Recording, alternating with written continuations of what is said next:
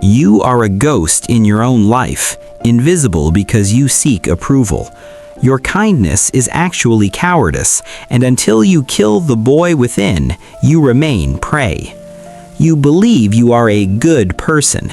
This is the first lie you tell yourself to avoid the cold reality of your own insignificance. What you call kindness is merely a strategic mask for your inability to handle conflict. You are not peaceful, you are harmless. There is a profound difference. A rabbit is not peaceful because it doesn't bite the fox. It is simply incapable of doing so. You have spent your entire life being the rabbit, wondering why the world refuses to treat you like a lion. Respect is not a reward for good behavior. In the brutal economy of human interaction, respect is a tax paid by the weak to the strong to ensure their own safety. If you are currently nice to everyone you meet, you are effectively signaling that you have no teeth, no boundaries, and no value. You are a commodity, easily replaced and even more easily ignored. You have been conditioned by a domesticating society to believe that if you follow the rules, keep your voice down, and treat others as you wish to be treated, the world will grant you a seat at the table. It won't. It will simply use you as the table. Look at your interactions. You smile when you aren't happy. You nod when you don't agree. You apologize for taking up space. This is not social grace. This is a submissive display. You are leaking your power through 1,000 tiny cuts of please and thank you and sorry to bother you. Every time you prioritize someone else's comfort over your own intent, you are training them to overlook you. You are teaching the world that your time, your thoughts, and your presence have a price tag of 0. The lens shift begins here. Stop viewing niceness as a virtue and start viewing it as a deficiency. The people you admire, the ones who command a room without saying a word, are not nice. They are precise. They are dangerous. They possess the capability of total social destruction, and it is the restraint of that power that people feel as presence. They don't seek to be liked. They seek to be reckoned with. You have been operating under the approval paradigm. You perform for the audience of your peers, hoping for a round of applause in the form of a polite smile or a returned favor. This is the behavior of a servant. The sovereign does not perform. The sovereign exists, and the room adjusts to that existence. If you want instant respect, you must first kill the part of you that craves being liked. You must become comfortable with the silence that follows a cold truth. You must become comfortable with the look of slight discomfort in another person's eyes when they realize they cannot manipulate you with a smile. True respect is born from a seed of fear, not the fear of physical violence, but the fear of your indifference. If people know they can please you easily, they will never respect you. If they know your kindness is a default setting, it has no value. Value is created by scarcity. By being nice to everyone, you have made your favor worthless. We are going to dismantle this factory setting submissiveness. We are going to strip away the good guy armor that is actually a straitjacket. You are about to learn that the world does not belong to the good, but to those who are capable of being bad and choose when to deploy it. This is the first step toward sovereignty. You are no longer a participant in the social contract. You are the one who dictates its terms. Biological hierarchy is not a choice. It is an ancient, hard-wired algorithm. Every time you enter a room, a silent, subconscious audit occurs. Within seconds, every brain in that space has categorized you. They aren't looking at your resume or your intentions. They are scanning for the fear-awe signature. This is the primal mechanism that separates the predator from the prey, the master from the servant. Most men fail this audit immediately because they radiate availability. They lean in too far, they speak too fast, and they offer their attention as if it were a cheap discount. To the human brain, anything that is given away for free is perceived as low value. When you try to be likable, you are signaling that you are lower in the hierarchy, begging for the scraps of validation from those you perceive as higher. A predator does not beg, a predator observes. The fear-awe spectrum is the psychological sweet spot where respect is born. If people only fear you, they will eventually revolt or sabotage you. If they only awe you, admire you without tension, they will treat you like a mascot, cute but ultimately irrelevant. True instant respect exists at the intersection of both. It is the realization in others that you are capable of withdrawing your favor, your presence, or your resources at any moment without a second thought. This is sovereign indifference. You must understand the low status loop. This is the nervous twitch, the constant checking of the phone, the need to fill every silence with a joke or a comment. These are the behaviors of a subordinate trying to manage the tension of the room. The social predator, however, owns the tension. They understand that silence is a vacuum, and the person who breaks it first is the one who is most uncomfortable. By refusing to break the silence, you force the other person to perform for you. You have shifted the burden of social labor onto them. This is not about being a bully. Bullying is loud, desperate, and insecure. It's just another form of seeking attention. A true social predator operates with a surgical coldness. They move slower, they blink less, they respond with a slight delay, signaling that their internal processing is more important than the external stimulus. When you respond instantly to someone, you are their puppet. When you pause, you are their judge. We are shifting your neurological output from reactive to proactive. Most people spend their lives reacting to the frames set by others. Someone makes a joke at your expense and you laugh to diffuse the tension. That is a submission signal. Someone asks you an invasive question and you scramble to answer it. That is a confession of inferiority. The predator does not answer. The predator questions the question. You must begin to see human interaction as a game of territory. Every word, every glance, and every second of silence is a square inch of psychological ground.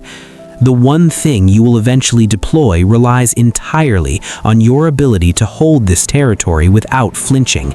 You are training your nervous system to be comfortable with the discomfort of others. Their discomfort is the evidence of your rising status. If everyone is comfortable around you, it's because they don't see you as a threat to their ego. And if you aren't a threat, you aren't a leader. You are being re-engineered to trigger the awe of competence and the fear of your total cold detachment. From this point forward, you are the apex of your own social ecosystem. The audit has begun, and this time you will not be found wanting. Respect is not a singular emotion. It is a calculation. To command it instantly, you must adopt one of the 3 archetypes of power. Most men fail because they are malleable. They change their shape to fit the expectations of the room. The sovereign does the opposite.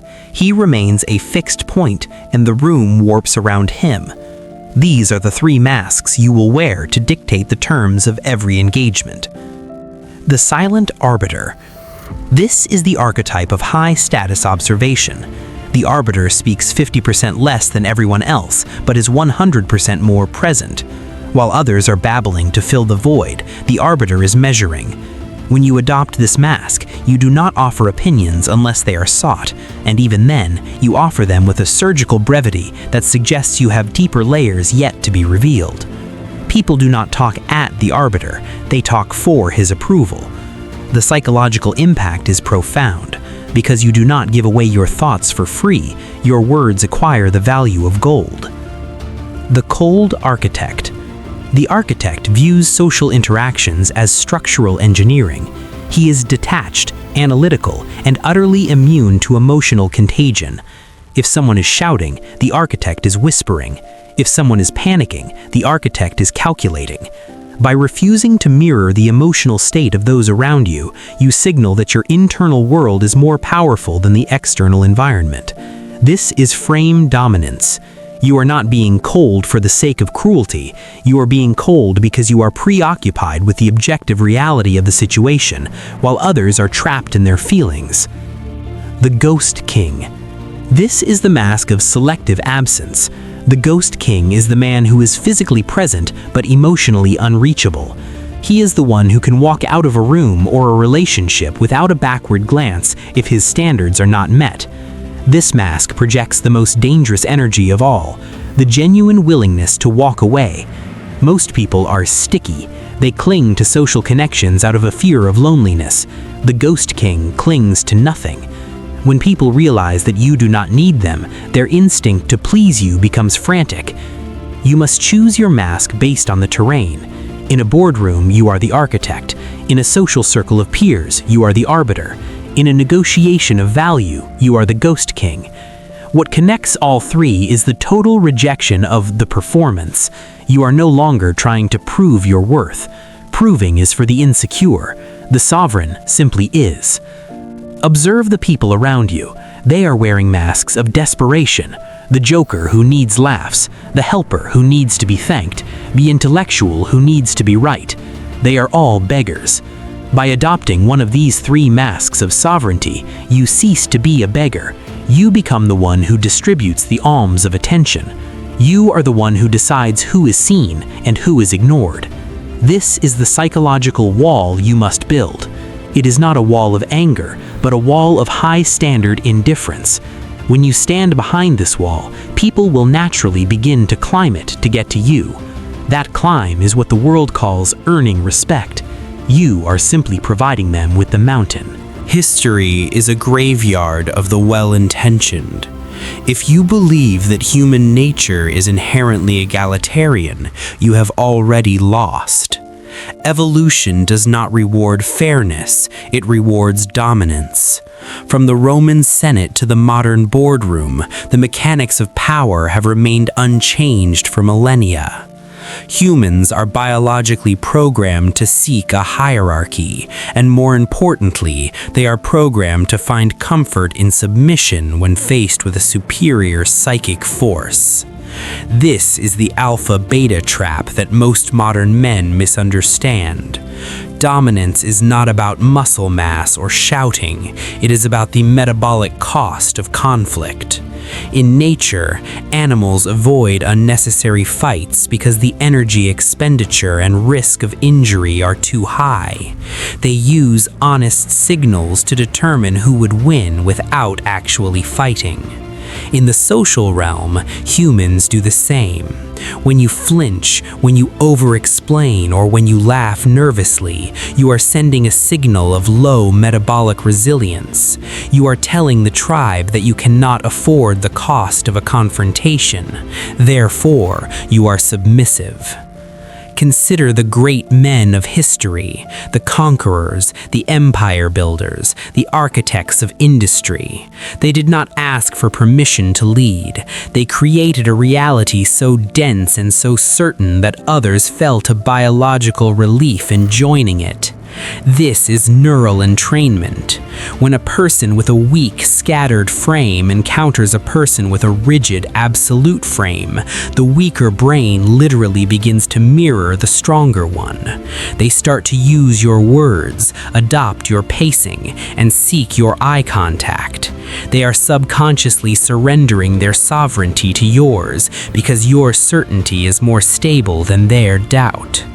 The threat you must deepen is this: if you do not become the predator of your own environment, you are, by default, the livestock. There is no middle ground. The world is a meat grinder of competing interests. Every person you meet is subtly testing your perimeter, looking for the soft spot where they can exert influence or offload their own insecurities onto you. If you show them a soft, nice guy interior, they will colonize your time, your energy, and your self-worth. Look at the way cattle behave. They huddle for warmth and follow the tail in front of them because it is safe. Most men are social cattle.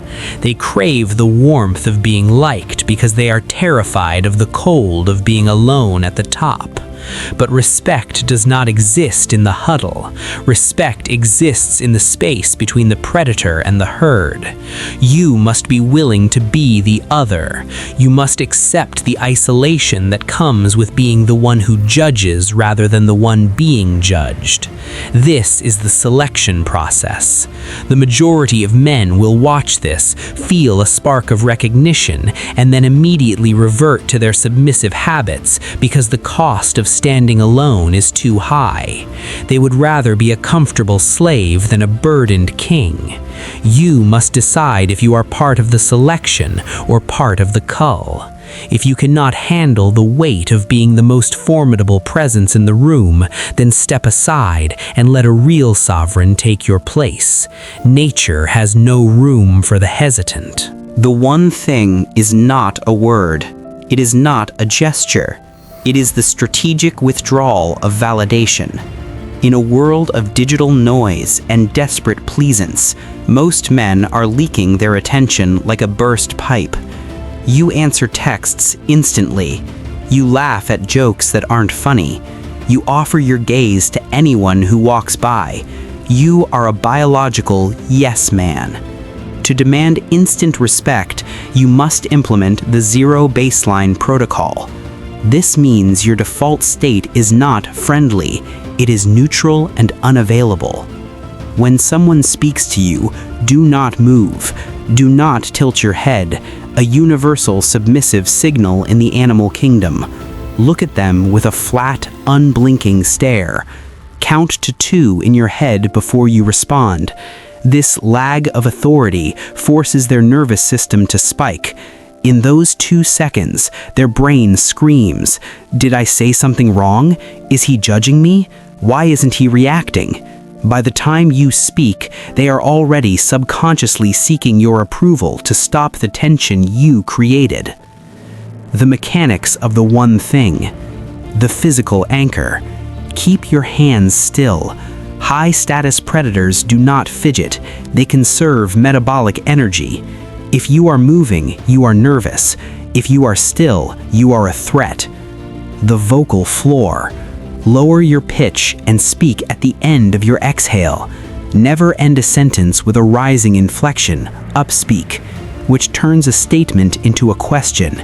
You are not asking for their agreement. You are reporting a reality. The eye contact break. Never be the first to look away during a silence, but when the conversation is over, be the first to break eye contact and turn your entire body away. This signals that you have extracted the value you needed, and the interaction is terminated by your will, not theirs. You are moving from a high-output social strategy to a high-impact one. Most men think they need to do more to get respect. The sovereign knows he must do less. You become a black hole of social energy. You do not mirror their excitement. You do not bridge their awkward silences. You let the awkwardness sit on them like a heavy weight. This is the one thing, the refusal to participate in the social comfort of others. When you stop making things easy for people, they stop taking you for granted. They begin to tread carefully around you. They start to choose their words with precision because they know cheap talk won't work on you. You have successfully shifted the gravity of the room. You are no longer orbiting them, they are caught in your pull. This is not a trick, it is a fundamental realignment of your soul. You are deciding that your internal peace is more important than their external comfort. The moment you stop caring if they feel okay in your presence is the exact moment they start respecting you. Respect is the shadow cast by your own self-containment. To command respect, the man you used to be must die. You cannot graft sovereignty onto a foundation of desperation. Most men fail because they try to act powerful while still harboring the heart of a servant. They use the techniques, but their eyes still beg for validation. This is the uncanny valley of high-status behavior. If the mask slips, you aren't seen as a leader, you are seen as a fraud. To avoid this, you must undergo a total psychological execution. You must identify every soft part of your identity, the need to be understood, the desire to be one of the guys, the fear of being perceived as cold, and you must burn them. This is identity death. You are no longer a person who seeks connection, you are a person who allows it. The new self is a fortress of self-sufficiency. This replacement identity does not look outward for its moral compass or its sense of worth. It is a closed-loop system. The pillars of the replacement identity. Outcome independence. You must genuinely not care about the result of a social interaction. If they stay, fine. If they leave, better. When you truly value your own company more than theirs, you possess a nuclear option in every conversation. They can feel that you are packed and ready to leave at any moment. The auditor's mindset. You stop being the one auditioning for the world. Instead, the world is auditioning for you. When someone speaks, you aren't thinking of a clever response. You are evaluating if their words are worth your time. This internal shift changes your facial micro-expressions from anxious seeker to impartial judge. Emotional inversion. You must learn to find pleasure in the tension. While the old self felt an itch to fix an awkward silence, the new self savors it. You lean into the coldness.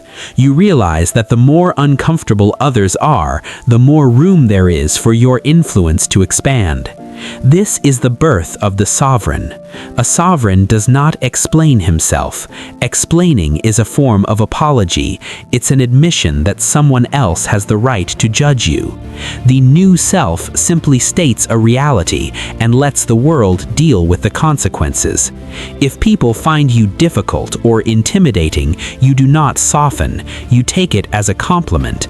It means your boundaries are finally visible. The transition is painful because it is lonely. You will lose friends who were only comfortable with your former submissiveness. You will lose the easy, shallow warmth of being the nice guy. But in that vacuum, a different kind of person will appear. High-value individuals who recognize the scent of power. They will not like you in the traditional sense. They will respect you with a gravity that borders on reverence. You have killed the boy who wanted a hug and replaced him with the man who demands the crown. There is no going back. Once you see the strings of the social puppet show, you can never be a puppet again. You are the one holding the shears. The transformation is complete, but the danger has just begun. Power is not a destination, it is a state of constant maintenance. Most men will taste this level of respect once, get drunk on the ego boost, and immediately slip back into their old needy habits. They become loud with their new power, which is the surest sign of a peasant wearing a stolen crown. The world will try to test your new skin. Old associates will attempt to pull you back into the low-status loop with guilt, shaming, or jokes designed to see if you'll flinch. If you react, you lose. If you explain your change, you lose. The only response is a cold, unwavering consistency. You must be prepared for the isolation of the peak. When you stop being useful and start being respected, the parasites will leave. Let them. Your circle will shrink, but its density will increase. A single diamond is worth more than a mountain of gravel. Nature is currently culling the weak. In an era of digital distraction and emotional fragility, the man who can remain still, silent, and sovereign is a biological anomaly. You are now that anomaly. But remember, respect is a debt that the world pays you every day, and it will stop paying the moment you start begging for it again. You must guard your controlled absence like a hawk. Never let them see you sweat, and never let them see you try. You have the blueprints. You have the one thing. Most will watch this and return to their lives of quiet desperation, liking and subscribing as a submissive ritual. Do not be them. If you are one of the few who understands that power is the only true currency, then you know what to do. Do not leave a comment seeking my approval. Do not share this with those who aren't ready to kill their old selves. Instead, close this window, walk into your next interaction, and deploy the lag of authority. Watch their eyes, feel their discomfort, own the silence. The sovereign does not ask for the crown, he simply wears it until no one dares to take it off.